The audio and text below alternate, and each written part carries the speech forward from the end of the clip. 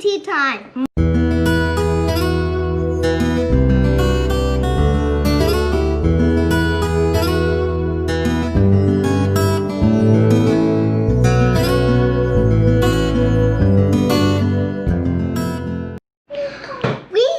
Yummy s'more treat for our poetry tea time. Watch us make it now! Today we're making a yummy treat. It's a s'more treat. Let's smash up these 7 graham crackers. Did this look good, Mama B? Are there any big pieces in there? Okay, looks good. We're gonna put in a 1/4 cup of powdered sugar, some melted butter, and mashed up graham crackers. Boo-boo, please can you dump it in? Put it right in there. Let's see it.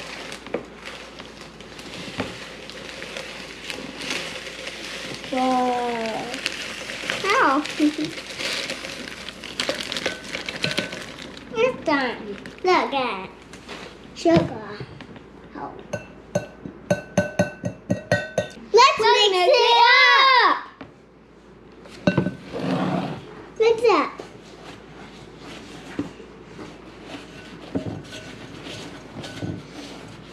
Too loud. Now put it in a greased mini muffin pan. Put it all in there. The cats are playing with me. Okay. We're gonna cook these for about 5 minutes.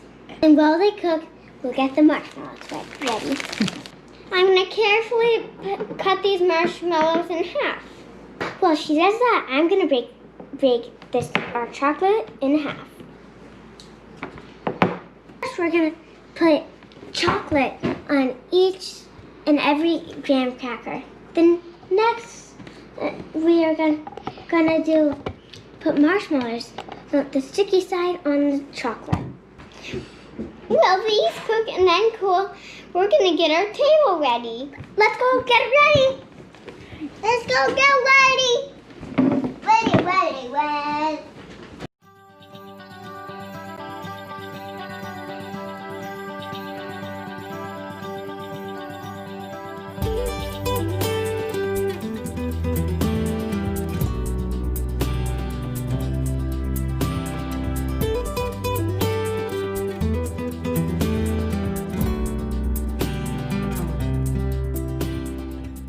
Watch us choose our summer poems now.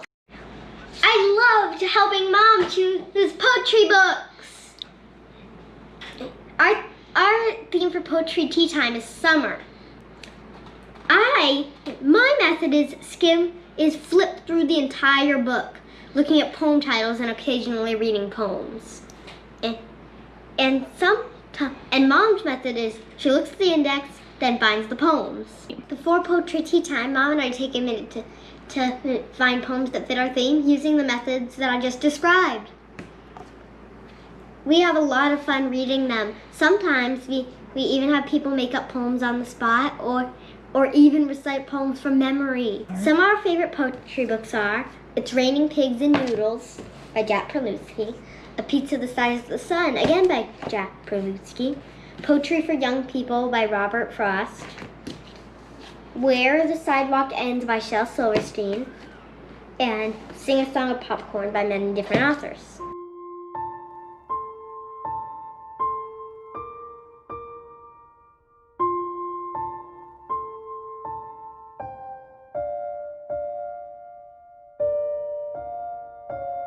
More, I'm getting a bit low. Thank you, Mama B. And I do move right home. Mom, can you put my please of the s'more trees? Here, bud. Mama B, please report. Alright.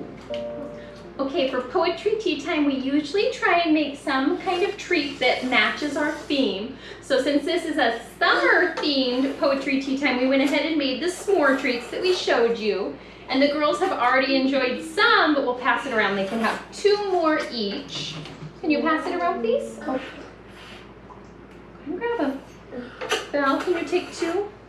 Okay.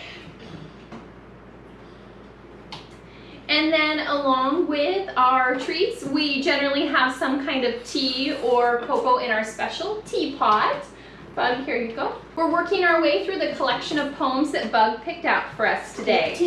Our next book is Poetry for Young People by Robert Frost. The Tuft of Flowers.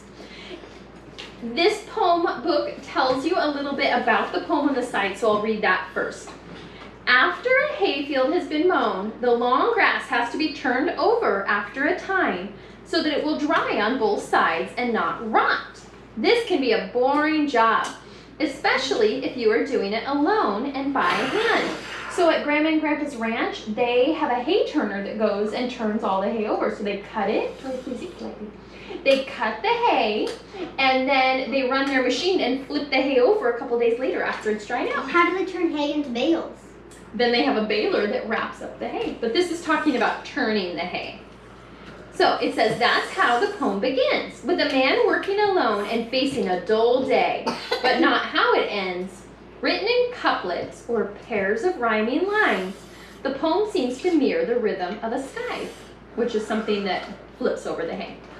The tuft of flowers, and dreaming, as it were, held brotherly speech, with one whose thought I had not hoped to reach. Men work together, I told him from the heart, whether they work together or apart. Here's a good one, Tree House, and it has a beautiful picture. Yeah. A tree house, a free house, a secret you and me house. A high up in the leafy branches, cozy as can be house. A street house, a neat house, a be sure and wipe your feet house. Is not my kind of house at all.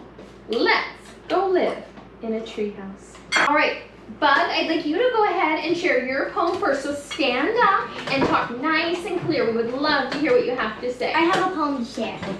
I read it in my picture storybook, a book that used to belong to my aunt when she was 2. It's called Thank You for the Earth So Sweet. Thank you for the earth so sweet. Thank you for the things we eat. Thank you for the birds that sing. Thank you, God, for everything. Yay! Very nice. Thank you for sharing, Bug. Bear. I have a poem. Okay, it's Bear's turn. Bear, stand up and read it nice and loud. I made up this poem. Summer. Outside in the summer breeze, the cats are playing with me. Yay! That was a beautiful one. Now I have a Okay, hold on just a second, Belle. Come here, Boo. Okay, Boo Boo's gonna share her poem. What's your poem? About dress. Woo, okay, share your poem. About dress. Yay! Do you like giraffes? That was a wonderful poem. We could say giraffes have very long necks. They love to eat trees. They love to eat leaves off trees. And what happens next? They go and play with their giraffe friends. Oh, very good. It's just one that I think Bug would like to hear. Okay, fine. So can you say it without looking? Mama will help you. Okay? Okay. Sunshine. The sun shines on my toes, on my face, and on my nose. Kisses. It kisses the tops of all the trees, each blade of grass, each buzzing bee. I'm so glad. I'm so glad that God above made a warm, sweet light for me. Yay!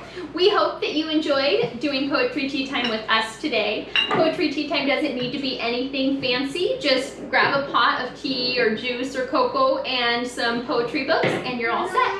It's definitely one of our favorite parts of homeschool and we hope that you enjoy it too. Would you girls agree with me that it's one of your favorite parts? Yeah! Yes. My favorite part. Make sure that you like and subscribe if you want to keep seeing videos of our homeschool days. Bye!